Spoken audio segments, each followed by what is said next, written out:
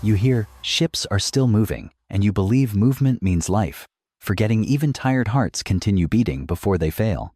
Ports look busy from a distance, cranes swinging slowly like metronomes, set to a tempo nobody questions yet. You tell yourself, trade does not stop, it only pauses because pause sounds temporary, and temporary feels survivable. Containers stack higher, waiting longer, their silence mistaken for patience instead of warning. You remember faster days when goods flowed like breath, and assume breath can never truly leave. Officials speak of adjustment, their voices smooth, sanding fear down to something easier to hold. Orders arrive late, not missing, and lateness feels forgivable, even rational at first. You adjust schedules, calling it flexibility proof. The system can stretch without tearing. Dependency hides inside those stretches, quietly deciding what you will accept next. Trucks idle, longer engines, humming like restrained sighs, burning fuel without progress. You notice fewer lights on warehouse floors, though no one calls it darkness yet. The word slowdown appears gentle, almost polite, as if afraid to interrupt dinner. You mistake coordination for health, mistaking motion for momentum. Prices whisper change before headlines dare to say it out loud. You still trust contract signatures inked when confidence felt infinite. Trade feels slower, not broken, and slowness seems manageable compared to collapse. You sense fatigue beneath the surface, a system breathing heavier than it admits.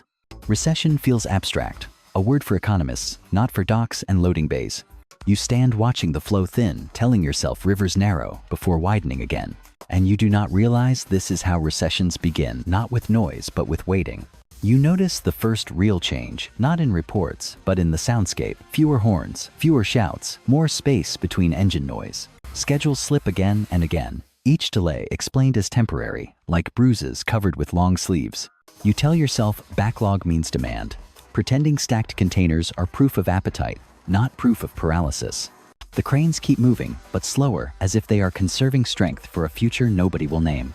Warehouse workers walk the same aisles, yet their footsteps echo louder because fewer bodies share the floor.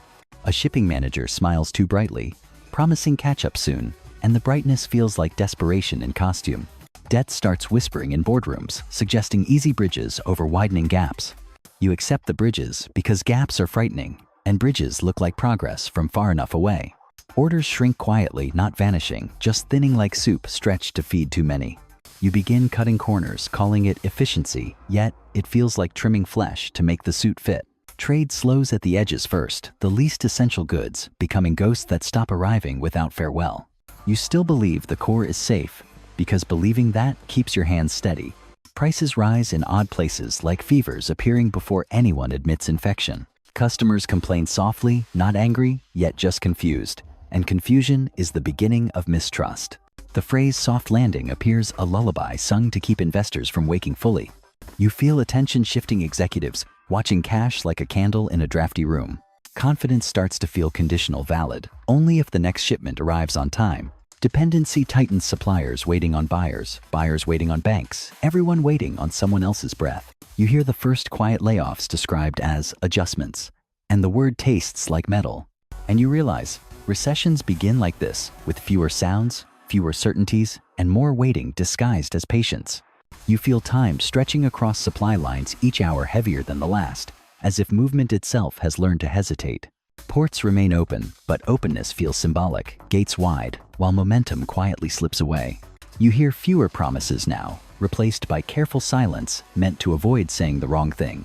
Confidence shifts into routine contracts, renewed automatically, questions postponed until later that never comes. Ships wait offshore longer, floating like unanswered messages you are afraid to read. You tell yourself inventory is normalizing, though normal now feels narrower than before. Debt returns with solutions, offering to smooth delays at the cost of future breath.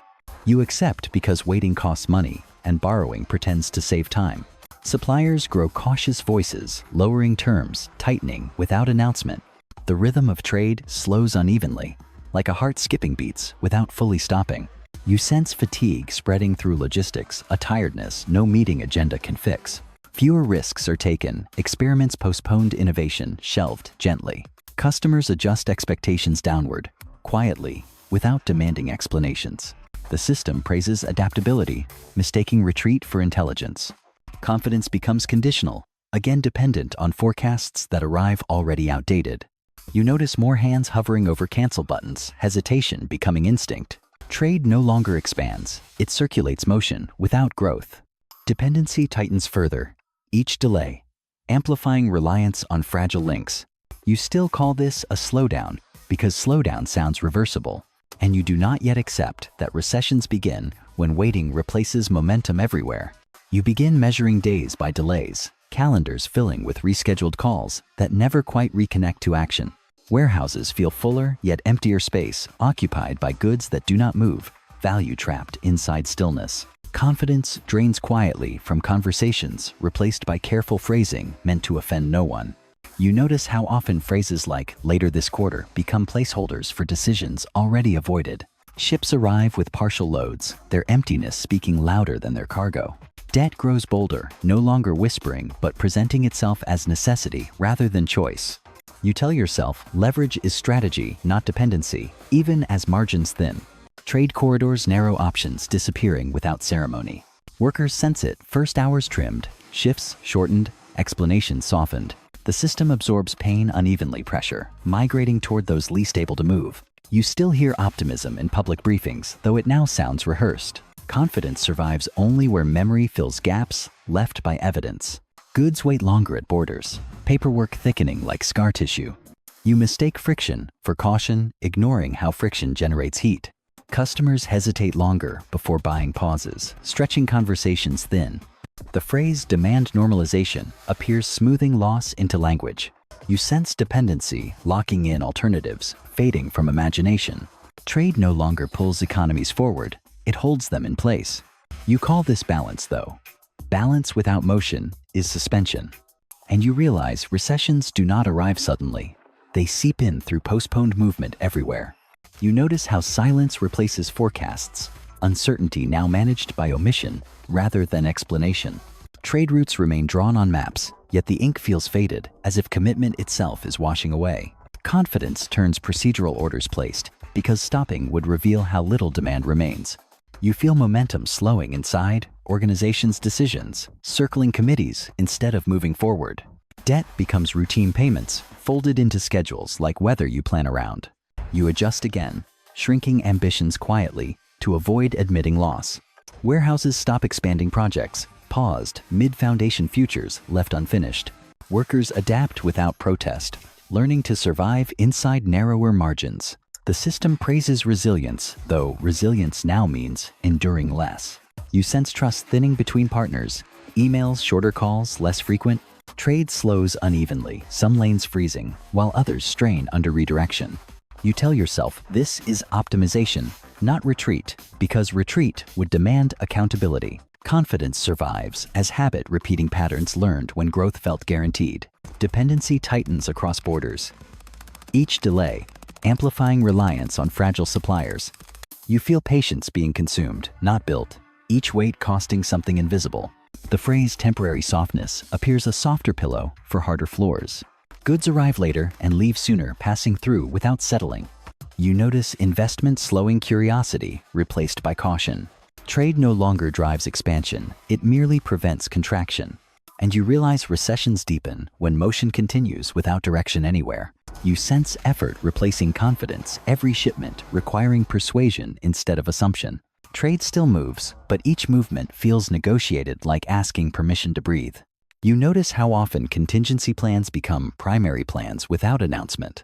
Debt anchors decisions, now heavier than strategy, quieter than fear. Ports operate on reduced rhythm, a heartbeat slowed to conserve strength.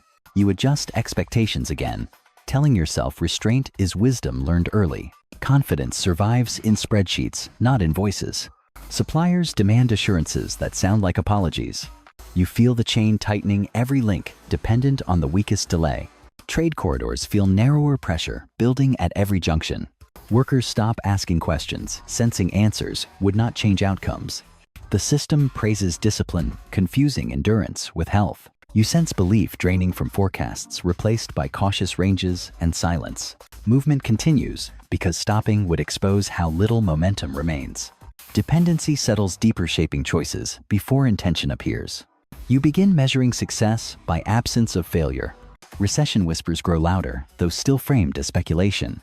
You notice patience thinning across borders, cooperation replaced by calculation. Trade slows further, not collapsing, just sinking into heavier water. And you realize recessions advance when effort replaces trust everywhere at once. You feel the strain synchronize different sectors, slowing together like clocks, agreeing on the same tired hour. Trade no longer leads growth. It follows caution, mirroring hesitation instead of ambition. You notice how often meetings end without decisions, motion deferred to protect fragile consensus. Debt now shapes tone, urgency softened, so obligations remain manageable. Ports stay open, but openness feels ceremonial activity reduced to gestures. You sense confidence becoming procedural approvals, replacing conviction. Suppliers shorten horizons, contracts shrinking in time as trust evaporates. The system praises coordination, though coordination now means everyone slowing together. You watch goods circulate without settling motion, without destination. Workers adapt quietly, learning new limits without formal announcements. The phrase "demand uncertainty" appears a foggy label for shrinking appetite. You tell yourself flexibility is strength, ignoring how often flexibility follows retreat. Trade corridors tighten, further resilience, tested by friction everywhere. Confidence survives as etiquette, polite exchanges, masking calculation. You feel patience draining faster than inventory. Dependency locks in alternatives, fading from planning documents. The system holds itself upright through habit, not momentum. Recession stops feeling theoretical, becoming a texture in daily decisions. You sense the slowdown aligning, no longer isolated, now collective. And you realize recessions begin when hesitation becomes shared behavior everywhere. You notice urgency fading from emails, responses, slower words, chosen carefully to avoid commitment. Trade still exists, but it feels cautious, like walking on ice that is not cracked yet. Confidence becomes situational, present in presentations, absent in private conversations.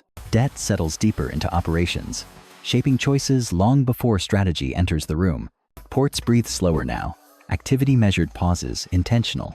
You sense fear translated into policy rules, written to prevent mistakes rather than enable growth. Suppliers hedge promises, offering less certainty and more conditions.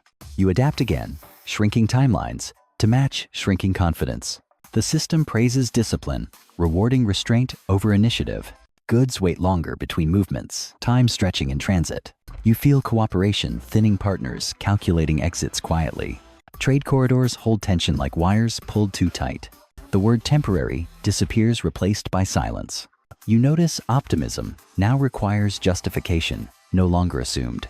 Dependency becomes reflex decisions, bending automatically toward survival. Trade no longer absorbs shock, it transmits it. You sense momentum collapsing inward, energy spent maintaining shape. Recession stops feeling distant, becoming a background pressure in every plan. You realize the slowdown is no longer local, it is synchronized. And you understand recessions truly start when hesitation replaces trust everywhere at once. You feel the world grow quieter again, not from peace, but from caution, spreading faster than any announcement. Trade conversations shortened, trimmed to essentials, warmth removed to avoid unnecessary risk. Confidence now survives as compliance, doing what is expected to avoid attracting attention. Debt tightens its hold, invisibly guiding choices before doubt can surface. Ports remain open, yet openness feels ceremonial, movement permitted, but discouraged. You notice how often waiting becomes the default decision chosen because it offends no one. Suppliers stop promising dates, offering windows instead, time blurred into safety. The system measures health by silence, mistaking the absence of panic for stability.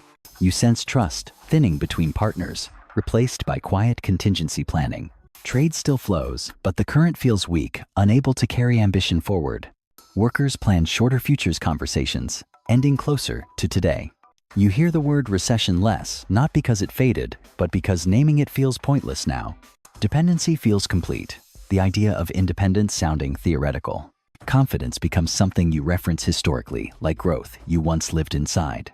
The system survives through habit alone, repeating motions learned during better years. You feel patience exhausted, not spent, simply gone. Global trade no longer absorbs pressure. It transfers it relentlessly. You realize hesitation has synchronized, shared across borders without coordination. Recession is no longer approaching. It is present, just unevenly acknowledged. And you understand, this is how recessions truly start. quietly, when waiting replaces trust everywhere. In the end, nothing breaks loudly. Global trade simply stops pulling the world forward and begins dragging it in place. You search for a single trigger, but find only countless pauses stacked together like forgotten containers. Confidence faded first, traded for caution, efficiency, and careful language. By the time numbers confirm it, the recession has already been lived for months. Trade still exists, but existence without momentum feels like motion without meaning. You realize recessions do not start with collapse, but with trust quietly leaving every exchange. Dependency completed its work, silently turning interconnection into fragility. The system did not fail suddenly. It slowed itself into exhaustion. When trade no longer carries ambition, hesitation becomes the dominant current. And that is how recessions really start, not with disaster, but with waiting becoming the global habit.